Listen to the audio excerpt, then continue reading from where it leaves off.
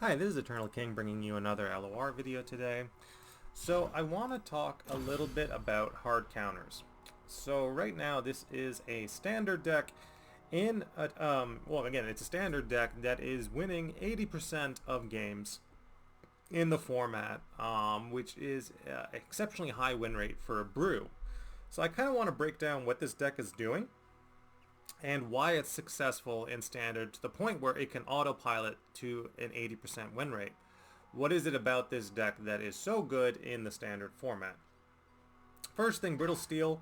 It's a fairly low power frostbite card by any metric, but what it does is that if your opponent is trying to tempo out value very quickly with low mana cards, either an aggressive curve or an aggressive mid-range curve or a tempo curve, Brittle Steel will shut that down very, very well, and it'll do so for 1 mana. Elixir of Iron, cheap trick card that allows you to protect engines. So any sort of engine card, things like Puffcap Peddler, will get protected by Elixir of Iron very efficiently for 1 mana. Temo, again, this is the win condition of the deck. It is one of the few Nexus interaction cards or Nexus interaction engines that are standard legal. Temo is one of the few cards that is standard legal. Mystic Shot, again, staple ping card. Sky Splitter, essentially just being a bigger Elixir of Iron in a lot of cases. One Caitlyn, again, this is not a Frostbite deck, so basically what the creator of this deck is saying with this ratioing is that Caitlyn doesn't matter. We're basically playing in for the Temo, and Caitlyn's just a 3-3 body. They're just playing it for the 3-3 body, literally nothing else. This ratioing is saying that very strongly. Flash Freeze, of course, this is the good Frostbite card. 3 mana, remove any damage from any unit regardless of the size. Puffcap Peddler, every spell that you play, including these cheap tricks, whether it is the Frostbites or your protection spells or your pings, will shuffle in Poison Puffcaps. And then Rhymefang Wolf, again, this is not a competitive card, but it is a very good hard counter card. So that is the thing, is like, the purpose of this video is I kind of wanted to talk about, like, when do hard counters, and that will be the name of the thumbnail, when do hard counters transcend a meme to becoming one of the best decks in the game? And that is 100% ladder, entirely meta dependent, right? So for example, if someone builds a hard counter against me and I'm playing a deck that is not an established meta deck, and then that hard counter basically only functions if it's being used against me, that is a meme. It is essentially a targeted meme that is not ladder viable. If somebody builds a hard counter that is designed to win 80% of games because the meta is all about spamming stats and Rhymefang Wolf doesn't care how big your units are because everything it strikes is going to be frostbitten, then that is transcending a meme to becoming a top deck. The other thing about Rhymefang Wolf is that if a Eddie Demacia player, say Eddie Demacia is everywhere in Standard, which I assume it is, it's not that big of a deal in Eternal. They say that it has a 60% win rate, but I think the deck's exceptionally weak. I've literally beaten it with, like, the dumbest of memes. But yeah, it's assuming that people are running like things like Tempo, Eddie, and they try to strike the Rhymefang Wolf. Well, the funny thing about Rhymefang Wolf is that if it strikes, if you try to strike it with something and then you frostbite in response, Rhymefang Wolf will actually eat the striker. It's actually advantageous for you that the opponent try to strike Rhymefang Wolf. So that is hard counter territory, right? Where it's just like, okay, you want to strike this? I'm going to spend 1 mana to frostbite what you're doing, and then now the 3 mana you spent on your strike just actually translated into removal for me. So thank you for removing your own creature. That is what Rhymefang Wolf is doing in this deck. Ash is a 2 of, again, the Ash is actually doing something unlike the Caitlyn, which is just designed to chump.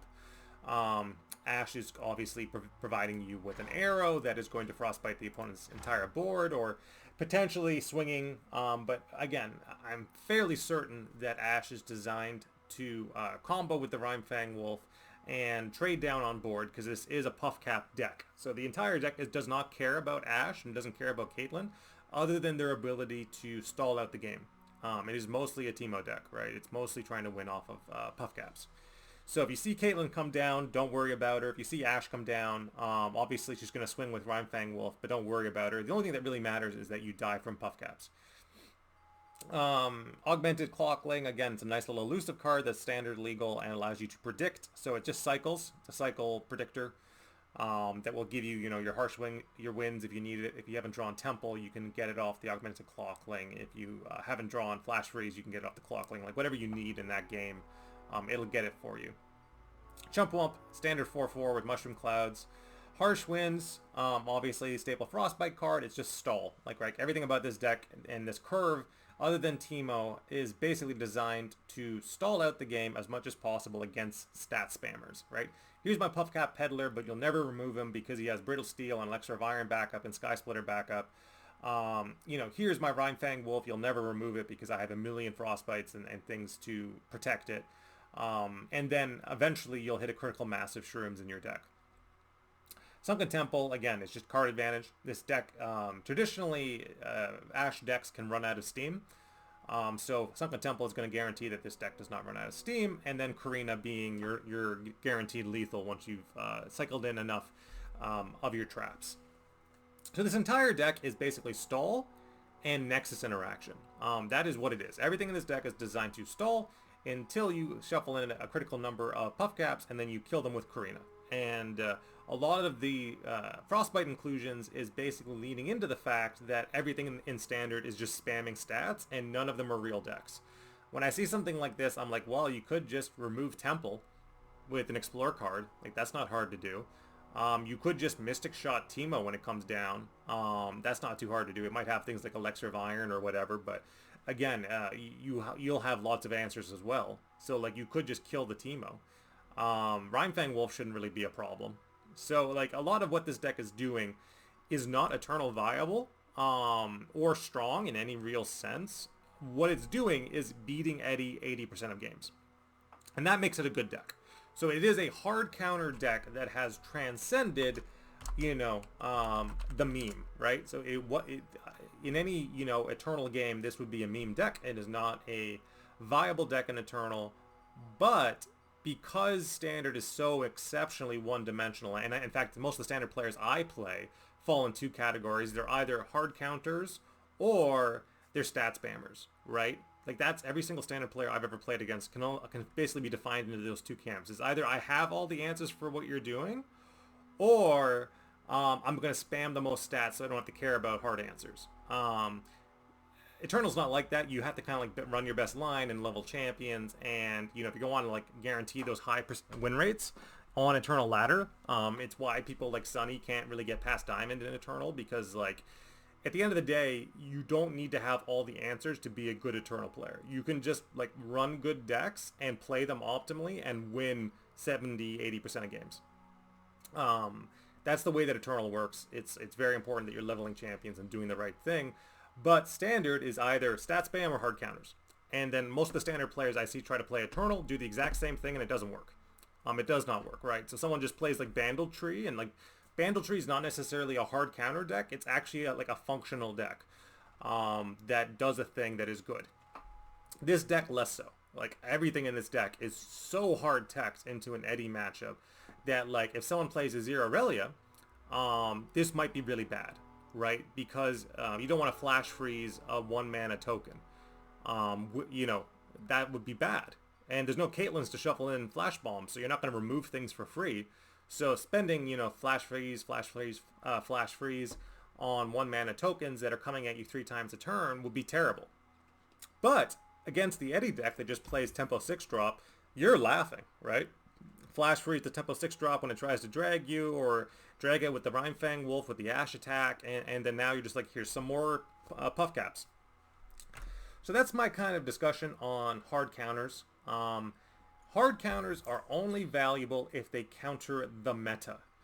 Hard counters are not valuable if they counter one person that is already playing something that is different than from what everyone else is playing, right? Like, if someone developed a hard counter for this, it would be worthless. Because I don't think there are enough people playing this deck to make that counter sustainable in a ladder setting.